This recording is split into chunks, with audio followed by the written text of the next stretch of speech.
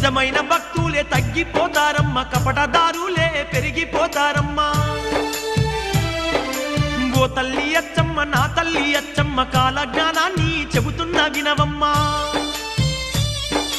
ధర్మాన్ని వీడి ధనము కోసమే అయినోళ్ళనైనోళ్ళే సంపుకుంటారమ్మా. అమావాస నాడు ఆకాశములో నిండు సందామామ కనిపిస్తదమ్మా. అర్ధరాత్రి సింహ సీకట్లోన మండేటి సూర్యుడు ఉదయిస్తాడమ్మా. సర్వజాతులు సంకరమై సంకరులే సామ్రాటులైతారమ్మా. మునుముందు జరిగే వింతల్లి గనవమ్మ, నేను చెప్పేవన్నీ జరిగి తీరుతాయమ్మా.